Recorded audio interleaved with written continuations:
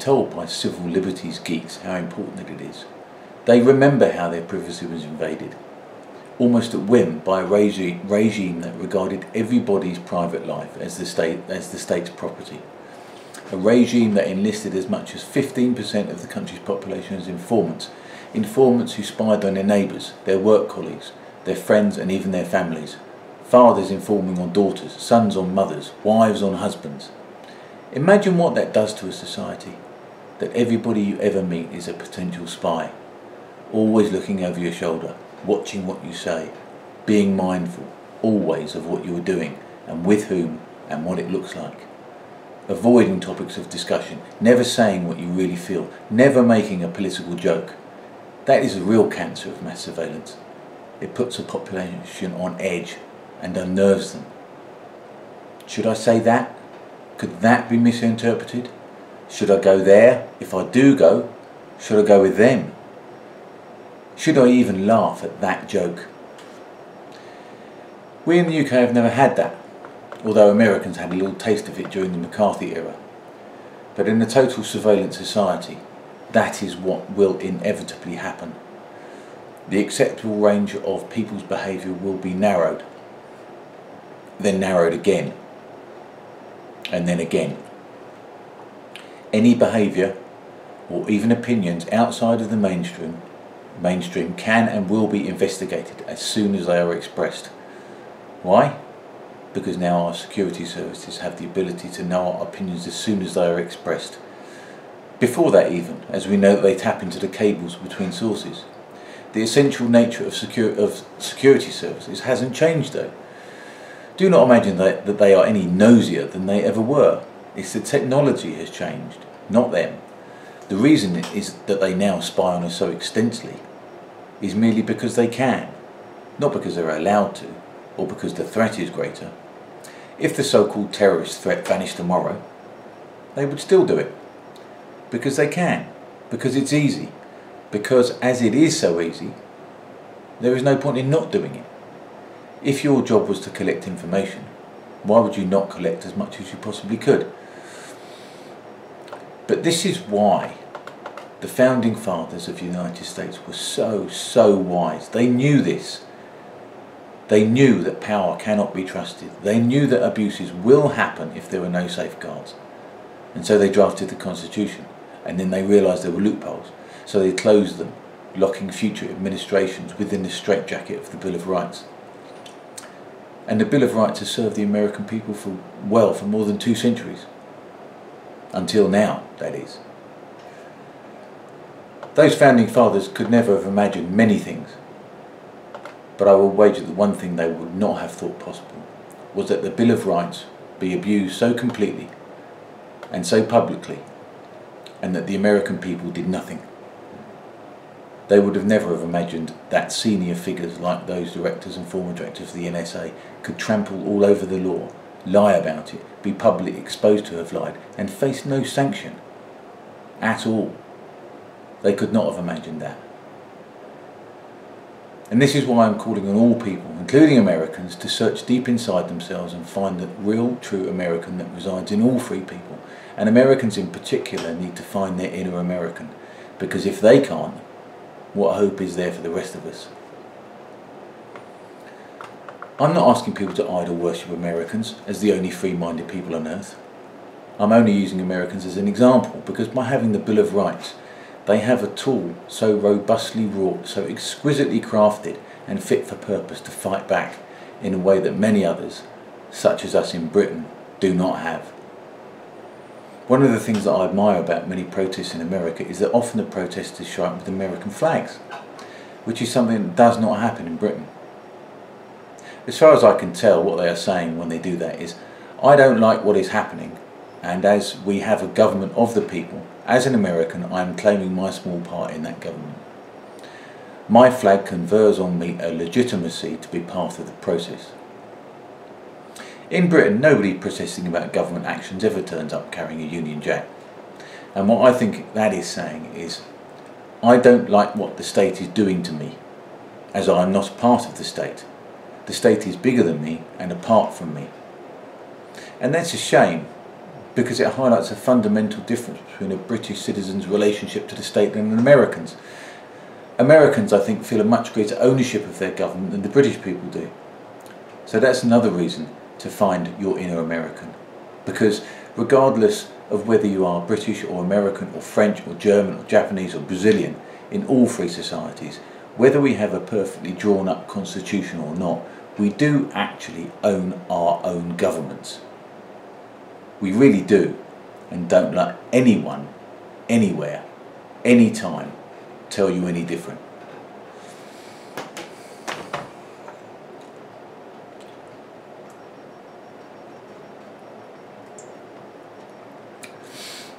So how do we do this thing? How do we find our inner American? And what does it mean to do that?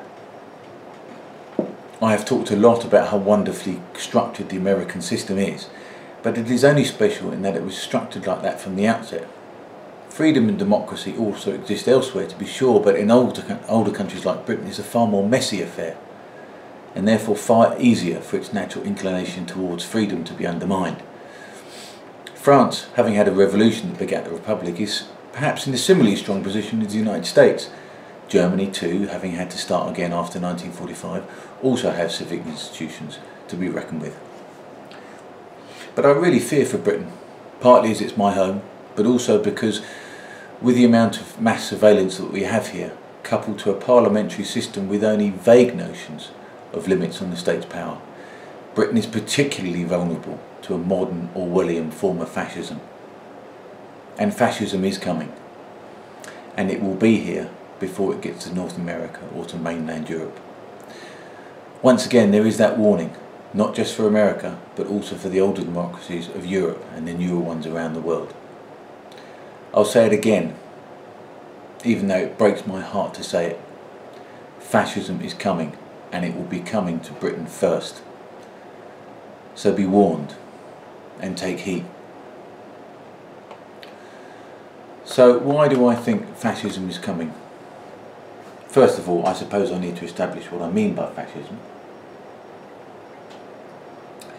since its definition is not, well, it's not definitive. But for the purposes of this subject, I will define it simply as the subjugation of the individual by the state. Many people will argue with this definition, but fascism is one of those things that can only be identified, as you'll know when you see it. In any case, I'm going to stick with my description. In a system where the state is all important and the individual is of no real importance, the reality of mass surveillance will flourish, since in a society where the individual is of no importance and the importance of the state is paramount, all information can be said to be legitimately the business of the state. The individual's desire for privacy, along with her desire for liberty, freedom of movement, economic well-being and everything else, will always be overridden by the needs of the state. In this system, the state can always cite national interest or national security as the trump, so to speak, as the trump card to deny the individual her rights. In fact, if done skillfully and often enough, the individual can be made to feel that they are acting in an unhelpful, self-serving, unpatriotic or even treasonous way by insisting on her unimportant or selfish rights. In this way, the individual is standing up for her rights can be marginalised and separated from the ever-narrowing behaviour of the mainstream. Of course, there are times when the genuine national interest is reasonably asserted over the rights of the individual. When the building of a major road project is held up by a single individual who refuses to vacate their property, condemning countless thousands to endless and unnecessary delays, and unreasonably adding to the financial burden on the taxpayer, for instance. Or when the state refuses to use taxpayers' money to finance the extension of a gas or electricity supply for a single dwelling that is over a mile away from the main supply. Or even the payment of tax itself. Without taxpayers and a tax base, governments can literally do nothing. Nothing at all. All of a government's funds come ultimately from its citizens and the businesses that they run, and we need to remind ourselves and them of that simple fact. In accepting that a government takes a slice of our income, we are explicitly accepting they are doing it on our behalf. In doing so, we also accept that it may be spent on things that we do not personally agree with, but that the majority do. That is the give and take of a mature democracy. But we do need to know when and where to draw the line, and in a country without a constitution that is tricky and varies constantly, thereby giving governments endless opportunities to extend their power over the population. And this is what has been happening and will continue to happen in Britain and eventually elsewhere, even in the United States. If one thinks of societies as being on a spectrum with a lawless anarchy on the extreme right and a rigid totalitarian state on the left, almost all societies exist somewhere in the middle. An example of a place on the extreme right might be Somalia, or at least how it was some years ago. No government, no law, no police, no army, no institutions, no tax being paid, resulting in a state with absolutely no income. The guys in charge were simply those with the greatest number of AK-47s. In fact, the only trapping that Somalia had as a state were the borders it shared with its neighbours, where something other than total chaos reigned. A society on the extreme left might be North Korea, a total dictatorship where every atom of the state is dedicated to maintaining that state and the existing power structure within it. A leader with arbitrary and absolute power over the entire population, an omnipotent secret police force with unlimited power to detain, imprison and execute anyone that it may view as undesirable, suspicious or even the tiniest threat. The imposition of order over law, no notions of citizens' rights, blanket mass surveillance and the promoting of a culture of suspicious paranoia of external enemies, producing a powerful and ridiculously large military and internal traitors that the population must be vigilant against at all times. Now, I don't know about you, but I don't fancy living in Somalia or North Korea. If you put a gun to my head and made me choose, I'd probably go for Somalia, since the option to leave is probably more likely than in North Korea. But in either case, these places are about as far from a decent society as humankind has ever managed. When there are discussions about liberty versus security, there is often talk, mostly from those who advocate greater security, it must be said, about a balance that needs to be achieved. Now, for reasons I will expand upon, I view this notion with suspicion. However, by using the example of Somalia, it is clear that a society like that, with absolutely no structure at all, is hardly desirable. Even the most dedicated libertarian would not advocate that, and for one simple reason. An individual can have no real freedom in a society without at least some way of keeping order. It is ridiculous to assume that a man is free when 10 men armed with AK-47s unload themselves from a Toyota pickup, stride into his house and announce they are taking his 12-year-old daughter as a wife, or worse, for the local warlord. If he has no law or police to protect him and his family, he can hardly be said to be free. So there is an argument for some order in a free society. Of course there is. It is patently obvious. But this idea of a balance is a dangerous one, in my opinion, because a balance suggests that it is constantly variable and never fixed. The balance can be changed at any time. The balance can be altered by events and circumstances. And this is the trap that we in Britain fall into, because the things that change the balance are bombings and shootings and people getting mown down by cars. Every time there is another bombing or a shooting or a stabbing in the street, the balance changes. And when I say changes, I mean that it changes towards greater security, with a resulting reduction in liberty. Now, this all gets a bit technical and boring, so bear with me. But this has been happening in Britain since the Northern Irish Troubles of the early 70s, when the standard 24 hours detention of Western liberal democracies of suspects was extended to 72 hours, so it was tripled, after the Birmingham and Guildford pub bombings. There it remained as the peace process began to take hold and bear genuine fruit. However, as the threat of IRA terrorism receded, the pre-charge detention did not reduce with it. It should also be noted that legislation passed in response to IRA terrorism in the 1970s was presented as temporary emergency legislation. However, much of it remains on the statute books. And because this emergency legislation was not repealed, since it was supposed to be temporary, it stayed at that level until the Terrorism Act of 2000 increased it to 7 days, before September the 11th, 2001, you'll notice.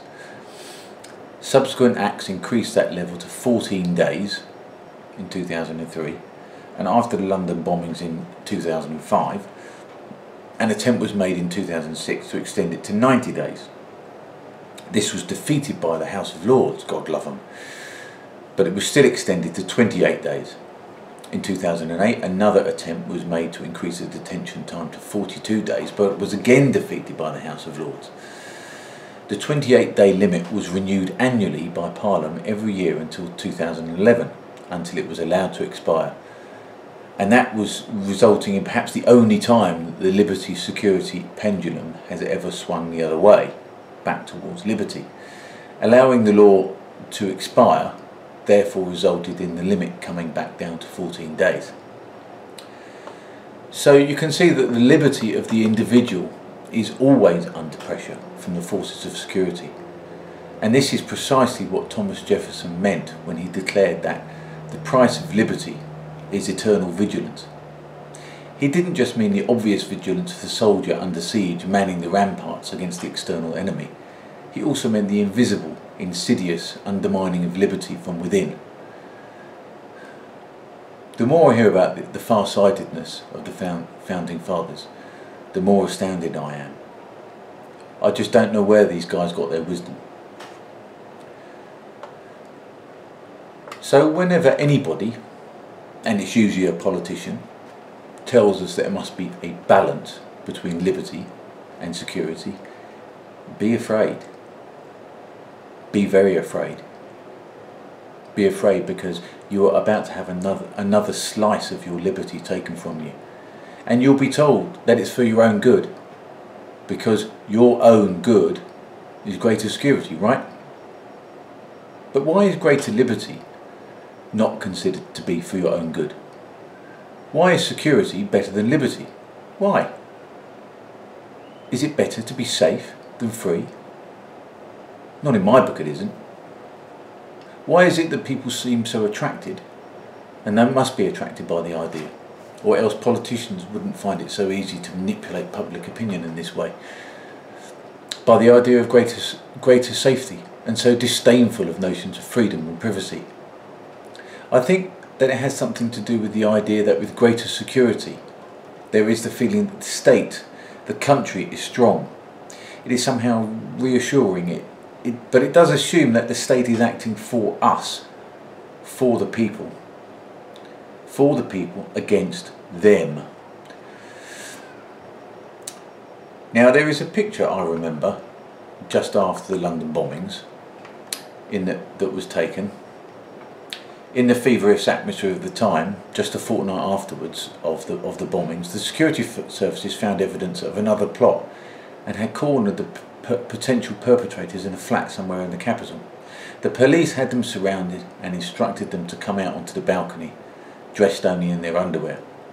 On the balcony of the adjacent apartment, clearly visible in the photograph, there was a gaggle of as many as a dozen anti-terrorist firearms policemen training their assault weapons on the subjects.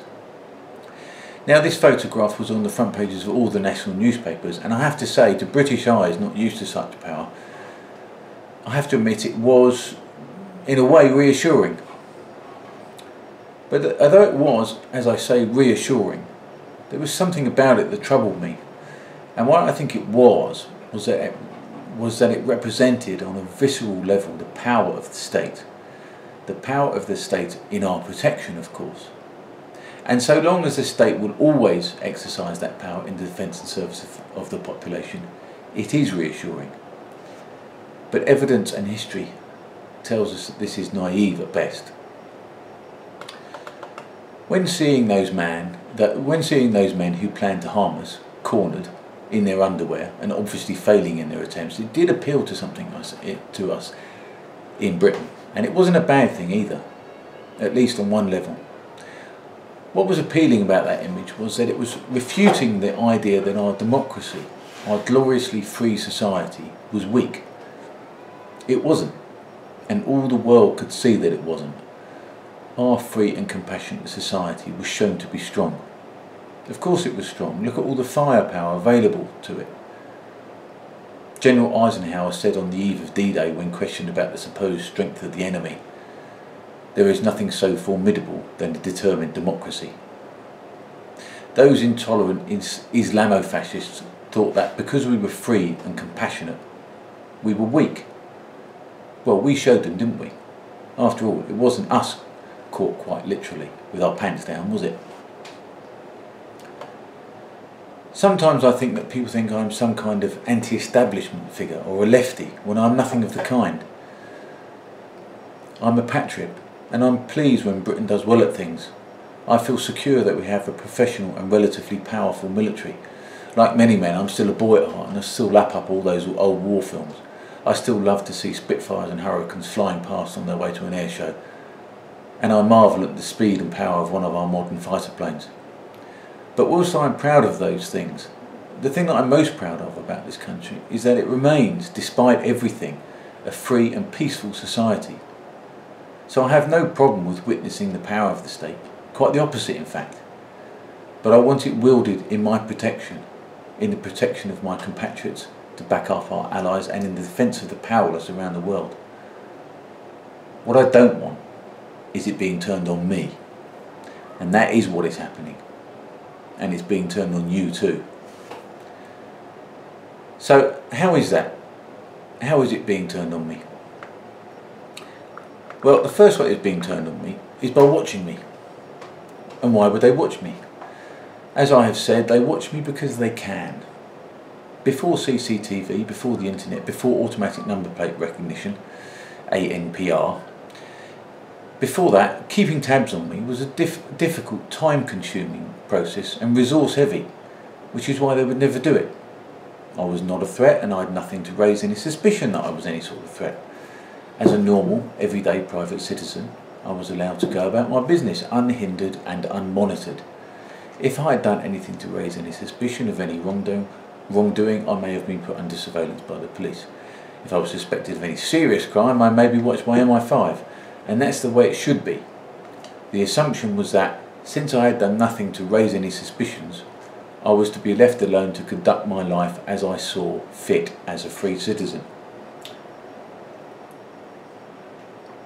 Now I haven't changed, but the apparatus of the surveillance state now has the ability to identify my whereabouts in real time. 24 hours a day, 7 days a week, 365 days a year. My freewheeling anonymity has vanished at the click of a mouse. I am no more of a threat now than I was 20 years ago.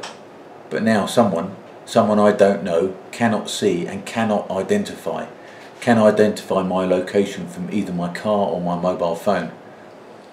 They know who I have called on that phone and who has called me. They know to whom I have sent and received emails. They know what websites I have visited on my laptop. Even if I leave my car at home, from which they can surmise I have not gone far, a network of CCTV cameras can track my progress from street to street. Ever more sophisticated facial recognition software may already be able to identify me in a crowd, in seconds, in a city hundreds of miles from my home. There may already be lampposts with not only hidden cameras but also hidden microphones, capable of listening to private conversations I might have with other law-abiding free citizens I meet in the street. Many will say, so what's the problem? You've done nothing wrong, so you've nothing to worry about.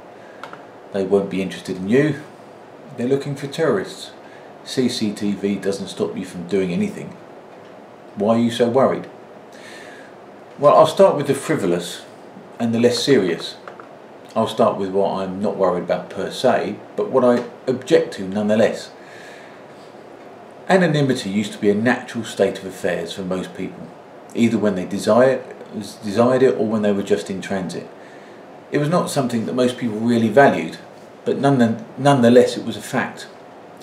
When you were not physically in a location with people who knew you, you were essentially anonymous. Now, I don't expect other people to feel the same way as me, but I really valued that feeling. I quite like driving, and for me, when the conditions were right and clear roads with pleasant scenery, I often felt a serenity in driving that I really experienced elsewhere. And part of that serenity was the feeling that nobody knew where I was. In a very real sense, I felt free. And now, in the era of ANPR, if I'm not on a major road, if I'm on a major road, I don't feel that. I don't feel that. I don't feel free, because I'm not. And neither are you. Because that's not freedom. That's something else. That's just being on a long leash. I'm often told that having CCTV doesn't equate to a loss of freedom, since it doesn't physically restrict what we can do. Really? Well, for a start, we do not have CCTV. CCTV has us. And let us call it what it is, electronic video surveillance. For that is what it is. You may believe that it is there to protect us. And I'm sure that the majority of the operators observing the footage believe that that is what they are doing. Just as policemen really believe that they are protecting us. I'm sure that they feel that. I'm sure that there was no malicious intent in the great majority of the surveillance operators. I am equally sure that a significant number of people have been saved from harm because of the information gained from the cameras. But this is not the point. And the point is obvious. The advantages of CCTV surveillance cameras are obvious. A person with criminal intent will be deterred by the presence of a camera. Of course they will. That is unarguable. But the disadvantage, although enormous, are not obvious. They are subtle and to begin with merely academic, but their effect will be far more wide-ranging than deterring miscreants. But because those disadvantages are not obvious, it is all the more important that we guard against them. And this is difficult. It is difficult because in the short term, arguing against them seems illogical and counterintuitive. They prevent crime, at least in a way. By arguing against surveillance, it is all too easy to find yourself appearing to be on the side of the thief, the rapist, the terrorist. And that's an uncomfortable place to be. Of course we want all thieves and rapists and terrorists to be caught and punished. I want that. Of course I do. But at what cost? That's the trouble with CCTV. It gives us a false idea that crime prevention is easy and that it comes without any real cost. But it does cost. And it will cost us more than what it takes to buy a camera, a monitor, some wiring, putting up a pole, and some poor sap to sit watching the monitor for 8 hours a day. It will cost us our free society that has taken 8 centuries to build. Now, I'm not arguing that our free society no longer exists. It still exists. Our liberal democracy still has some life left in it. CCTV has not killed it yet. And it won't on its own. But in the face of a total surveillance state comprising CCTV, ANPR, the removal of internet privacy, GCHQ's blanket monitoring of our smartphones and all the other ways that are being kept tabs on, it is living on borrowed time. Fascism is coming, and it won't come with black-shirted violence and 4 AM knocks on the door. It will come slowly, but relentlessly, with the surveillance infrastructure of total control from which there will be no escape. Britain will become a panopticon, and if you don't know what that is, I will explain. A panopticon is a model for a prison designed by a Victorian named Jeremy Bentham. It was a circular structure with all the cells built into this outer wall. The interior of each cell had a window facing inwards. Within this structure was an empty space, in the centre of which was a tower with a room at the top from where a single prison guard was able to view every cell. However, the inmates in the cells could not view the guard and consequently not know when they were being observed. Conversely, they could also not tell when they were not being observed. As is obvious, as a prison, this design is close to perfect. Obedience of the inmates is assured by the knowledge that they could be observed by the guard at any time. However, the beauty of the design, if you can call it that, is that because of that knowledge, obedience is assured even when the inmates are not being observed. The mere fact that they might at any time with total impunity be observed is enough to ensure total obedience. So the design is not only effective, but it is very efficient, because obedience is assured even when there is no guard to observe, and in such a way a population is cowed by that knowledge. That, my friends, is a panopticon, and furthermore, if we don't stop it, that will be the United Kingdom. So currently we have an extensive and far-reaching surveillance network, but it is not yet total. Some small towns, but not many, and villages are still surveillance free, as are the majority of B, C and D roads, but due to all sorts of funding issues and inefficiencies, a great many surveillance cameras are inoperable. However, this is the panopticon fulfilling its purpose. The very fact of the existence of a CCTV shaped box mounted on a wall or a pole is, in many instances, considered sufficient to deter any wrongdoings. The prison guard is not required, only the idea of him is necessary. But necessary for what? Crime detection? Terrorism prevention? Public safety? It is very definitely all of these things, but eventually it will be just one: population control. So we are under surveillance whenever we travel, be it by air or train or tube or tram or bus or even by car, whenever we visit any public building, be it in the public or private sector, every shopping centre, council building, job centre and sports arena, increasingly on more and more urban streets, whenever we enter the congestion zone of central London or drive anywhere on the motorway network across the Thames at Dartford or the Severn into and out of Wales, crossing the Humber Bridge or the Forth Road Bridge. Our landline and mobile telephone calls, whilst not routinely listened to, are logged and filed. We are tracked by the GPS software on our smartphones, so even on foot we can be monitored. And the internet, that's the biggie, that's the juicy one they really like. Some unseen and unseeable peeping Tom is taking note of when you go online, who your contacts are, who you email, who emails you, who your friends are on Facebook, as well as Twitter, Instagram, Pinterest, WhatsApp, LinkedIn, Tumblr and crucially what websites you visit. From all of this surveillance, a picture can be built up of the sort of person you are, who your friends are, your interests, the places you frequent, your sexual preference and orientation, your political sympathies, and by extension, who you are likely to vote for. So by sticking their nosy hooters into every nook and cranny of your life, they can know almost everything there is to know about you, including prizing open the ballot box, that most hallowed of private spaces. This surveillance is undermining the very concept of a free democracy.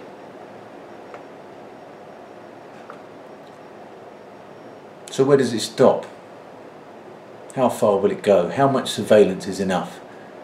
Tell me, those who say you've nothing to hide, you've nothing to fear. Tell me on that principle, how much is enough? So you've nothing to hide, then you'll be happy to have a CCTV camera in every street then. Happy with that? Right. What about one on every front door? Still cool with that? But then there's a gap. The back door, so we'll need one on every back door then.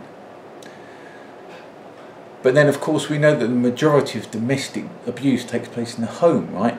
And we can't possibly leave all those poor defenceless women alone without a guardians to watch over them, can we?